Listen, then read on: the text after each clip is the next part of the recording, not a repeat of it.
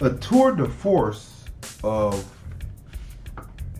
storytelling, I believe. Right. Little fires everywhere. And when they say little fires, oh my gosh, everywhere, I was watching the news today. Like literally, little fires everywhere. Listen, right. Reese Witherspoon and Kerry Washington go head to head in this tour de force called Little Fires Everywhere. Happening, the plot line and the storyline takes place, and through line takes place in Shaker Heights, Ohio. And we have affinity for Shaker Heights, Ohio, because it is one of the southeast side suburbs of where we grew up our formative years into our adulthood, until we finally moved from Cleveland, Ohio, to a warmer climate year round. Yes, sir. So look, Little Fires Everywhere tells the story of Shaker Heights. Now, I don't know how favorable the storyline is to the backstory, because they give context to the and they give a history of Shaker, right? And it's not such a favorable look at Shaker, and I wonder what the people in Shaker and the people in Cleveland in general, or the people that's next to Shaker, Cleveland Heights, or coming across Warrensville Heights, Ohio, what they looked at it, or Woodmere, how they looked at how they depicted Shaker Heights, Ohio. Before we do that, let's go through the cast. Starring Reese Witherspoon playing Elena Richardson, Kerry Washington, Mia Warren, Lexi Underwood. Lexi Underwood, right? Yeah, plays Pearl Warren. Right. Yeah. Lexi is a phenomenal actor. There is a scene in it when she discovers something. I looked at Tracey, I said, how is she gonna act this? Because this is going to be an actor's choice, right? And how she acts this, there's only one way to act this, and I was wondering if she was going to bring it like she brought it, and she brung it. That sounds like Bring It On, but she brought it the way I expected. It was the only way to bring that. When you find out this, could you call it a betrayal? Could you call it one of the bigger little fires everywhere? Right. And when she finds this out about her mother, how does she react when she has the conversation with her mother? She is an excellent actor. She can emote, and she brought it, and she didn't, and she brought it from her diaphragm. She gets a 10 in my book. She is up and coming. She's incredible, and she's one. When you look at her, when I kept looking at her on the screen, and I'm saying, am I looking at? She had the bushy eyebrows and the long nose and the high cheekbone. I said, am I looking at Tupac's daughter? Go ahead with the rest. Joshua Jackson plays Bill Richardson. Megan Scott plays Izzy Richardson. Now, Izzy Richardson, played by Megan Stott. She is another that brings levels. I call it stepping. When I tell actors, I say, I want you to step up and bring layers to this character. She brings layers to the character that is Izzy, who is battling, having a internal battle and the need for to be understood through her art, because she is realizing that she is what people would consider, because this is a period piece. This is in the 80s, right? We forgot to tell you that. It's in the 80s, and that would be considered what she's feeling as an alternative lifestyle. Right? Continue on. Jade Pettyjohn plays Lexi Richardson. She did a really great job too. Yes, she the did. sister with the layers. Yes. Gavin Lewis played Moody Richardson. Moody Richardson. He did great too. He did great to bring you the subtleness of being a person who wanted to be more open, but you could see would be the one out of the family of siblings that would grow up to be a bigot. And you said that during the film. And that's what he gives you those layers of the person who would grow up out the group to be a bigot. Continue on. Okay, Jordan Else played Trip Richardson. Trip Richardson, he also brings forth a layer of a person who is like a jock type, popular in school, the pretty boy type. Right. And he, through his sister Izzy, learns, he looks through her eyes at himself and tries to reform himself in the film. Mm-hmm. Rosemary DeWitt plays best friend Linda McCullough. Hong Lu plays BB Chow. Now, BB Chow as a supporting secondary character is what causes it's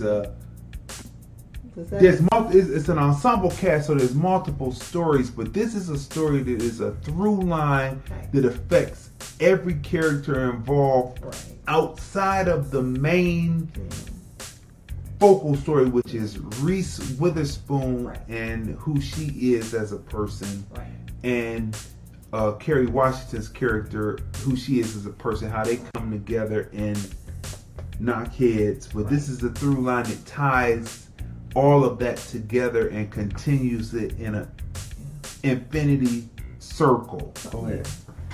Jesse Williams plays Joe Ryan. Straight lace guy in this. Keep going. Whenever he's from Grey's Anatomy, so Jesse Williams is like what you see, because we talk about different celebrities and people, and we interviewed him. Yeah, what you see with him is what you get. He is like such a kind person, straightforward. He's well informed of social issues and just down to earth, right? Yes. A real cool person. Jeff Stoltz plays Mark McCullough. Steve Vontae Hart plays Brian Harlan. Steve Vontae Hart, pivotal character in this, helps one of the siblings see herself. She's able to look at herself through his eyes, and it helps her. Go ahead. Jamie Ray Newman, Sarada Chaudhry, Paul Ying, Melanie Nicholas King, Austin Bias, Abba Baba Tunde. You know what? I don't remember seeing him, and we interviewed him. He's the father.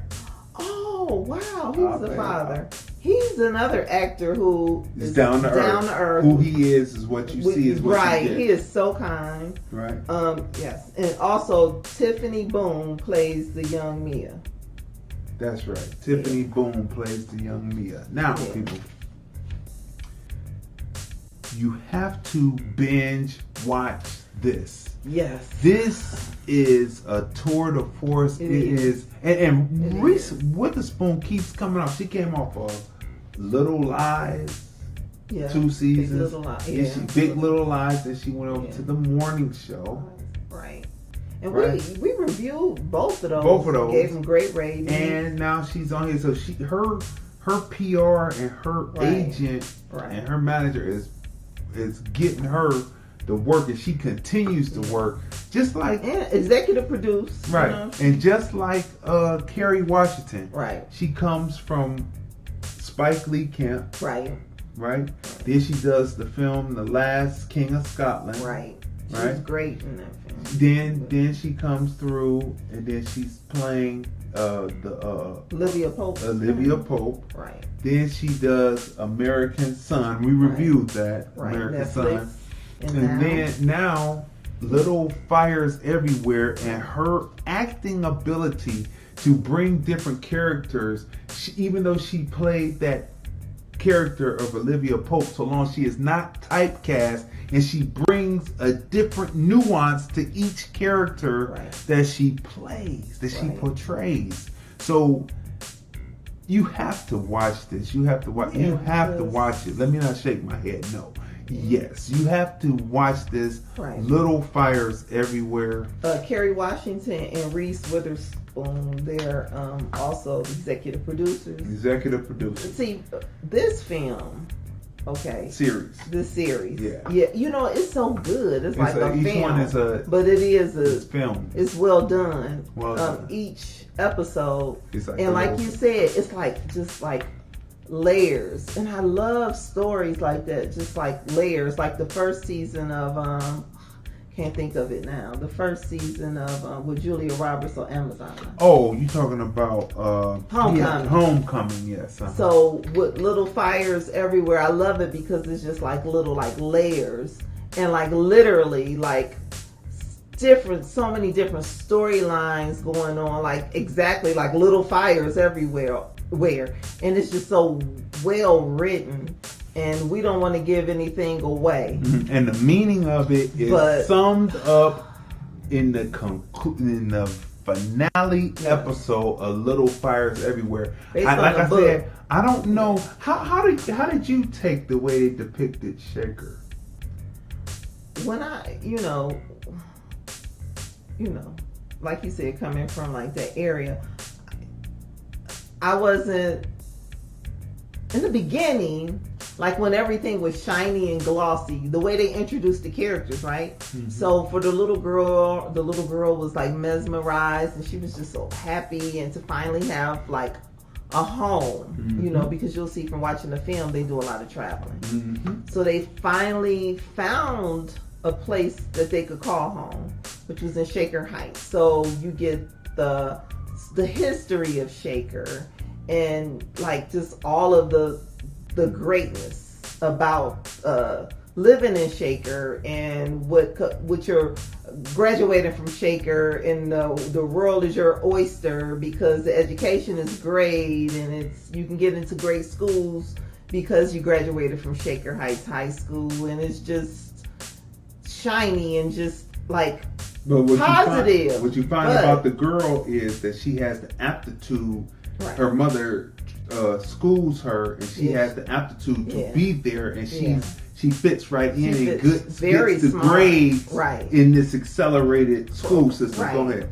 So, and that's the one thing. Her mother made sure that when she went to Cleveland, right?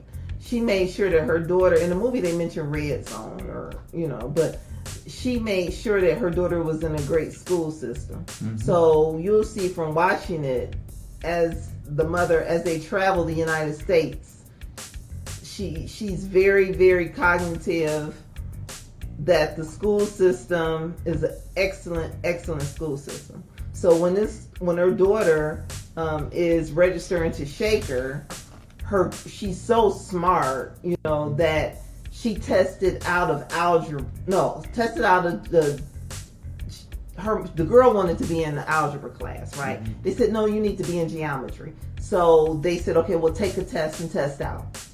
She was so smart, she tested out, and she was able to go into algebra 2 with the juniors, right? She's a freshman.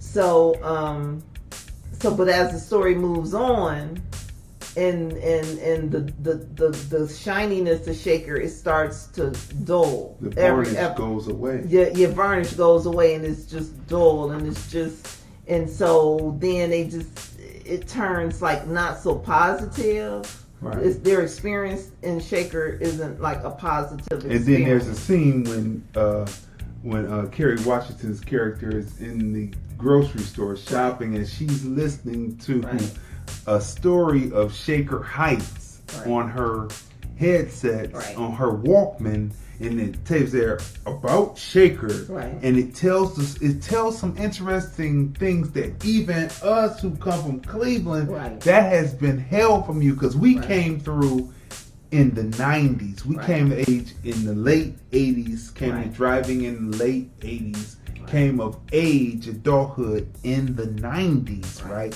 So Shaker was different, and it appeared to be what it appeared to be truly integrated. Right. And you find out through this, but you have to watch it. It's good. The But- varnish is taken off. Right, so I'm like, well, who? So I had to look it up. I'm like, who did this story? Now, who is trying to diss Shaker? Let me look this person up. So I looked the person up, and her name is Celeste NG. So she's Asian. I don't know how to pronounce it. I don't know if it's but her And last this is name is her- spelled capital N, lowercase g. Mm-hmm. And this is based on a novel. She says some of it is based on her life experience growing up in Shaker. So here it is, an immigrant telling you about Shaker and telling you a tale between a Caucasian and an American. Well, no, her daughter would be first generation American black, but she would be the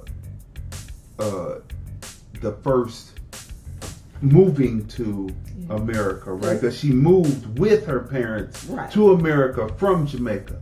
So her daughter will be first generation. Oh, Kerry Washington's character, right? Right. So I know. Wait. Both her parents were from Jamaica, right. But Kerry Washington was she born in America? Her character? I'm not sure. It's unclear. Okay. It's unclear, but either way, her daughter would be full blood American black, right? Because of the connection and the lineage, right? Right. Of how she comes into existence. You'll see that all in the story, right? Yeah. Story through line. It is a 10. Yeah. Cinematography and storytelling through cinematography 10. Right. Arc of characters, the beginning to in the middle to the end of this series, it is a serious 10. Solid. Edits and sound, Right. that is a 10. Yes. Wardrobe and set design based in the 80s, it's a 10, right? Direction, Right. 10. Actor skill, the way that it's the best I've seen Kerry Washington emote in a long time. Because she breaks out of that Olivia Pope. Olivia Pope had a more trying to stay refined. Polished. This woman doesn't have that. Right. She's coming and she's bringing it full throttle, and Reese Witherspoon in her own way brings it full throttle. Right. She represents Caucasian woman fragility, right, and being from money, not necessarily having to work for it. And so this is the storyline. And then her children then begin to suffer, and they seem to be like people who will start little fires everywhere, kind of like the 7. Wrapping it back around. You know, it's kind of like the 7 that were picked up for being anarchists in Rochester, New York, right? You know what? What I can say is they did a great job. Well, other than this one scene, we was like that one little restaurant. We was like, we haven't seen that. Oh yeah, at ever. That was a bad representation. As far as like the homes and the lawns and everything, they did a really great job of matching it up with like Shaker, because they shot it in Canada. Yeah, they shot it in Quebec, and so you have to match things. Now, the mansions there, they look similar. The one they were in, it was passable. It was passable, but like I said, they don't in Shaker. They don't stretch this way. They go back. Right. They go back. They may have boom, but they go back. Here they stretched across. That was cool, and they even had the Shaker sign in it. Yeah. And but certain areas that they showed you though, you were like a person that comes from Cleveland, Ohio would know to say no. Just like that restaurant, that like, drive-through thing. Where's that? Nah. But it was just like the 7. It was like you would see this grown that's coming from money. The generation before comes from money, and then you get the money, and then you get what they call bored, and you start talking about death to America, and then when you finish, you'll be able to go back and do what you do, right? So people, let's go through this. So what would you rate a 10.